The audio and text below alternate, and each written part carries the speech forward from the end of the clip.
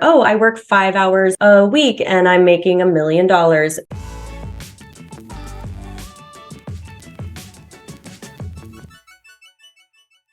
So the goal is finish these last exams, kind of bang them out, and then run an architecture firm, right? Yeah, that's the goal. Some days I'm like, yep, I'm doing it. And some days I'm like, nope, I'm not doing it.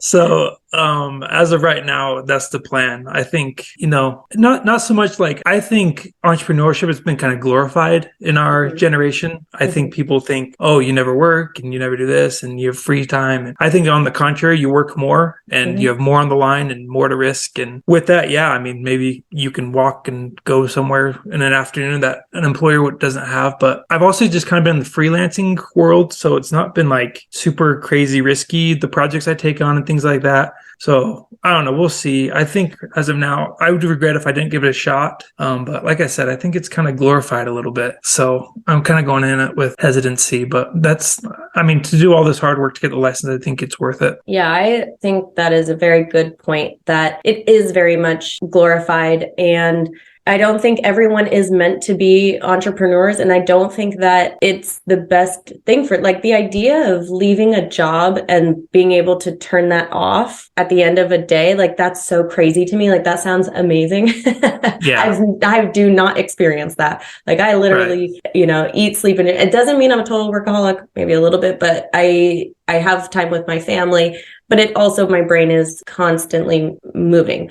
And, there's all sorts of things with it. And the way I like to think about it too, it's like a graph where you have time and then you have money, essentially. And with entrepreneurship, at first you're spending a lot of your time and you're really not making much. But then as you excel and as you go forward, that is the part where so many people see that entrepreneurship side of things where, oh, I work 5 hours a week and I'm making $1 million.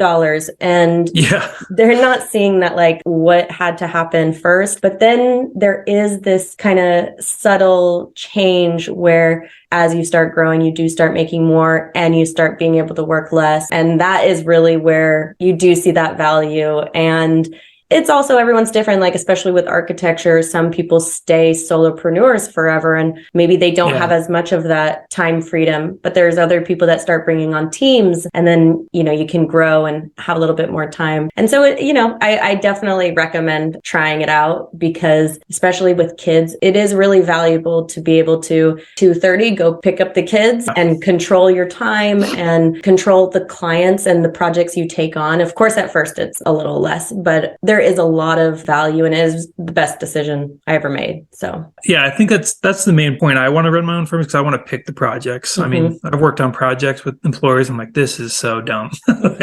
like they don't care. I don't care. No one cares. It's just, the next project or whatever. So doing something I feel passionate about is important to me, and doing it well is important to me. And sometimes you're not allowed that with an employer and with a firm. So definitely going to give it a shot and it's going to be fun. But yeah. Well, and the thing I always tell people too about starting your own thing is you can always go get another job, right? I mean, you can always go get another job. And so it's kind of like you're not going to lose, and so it's always worth the shot. Yeah, so. I agree.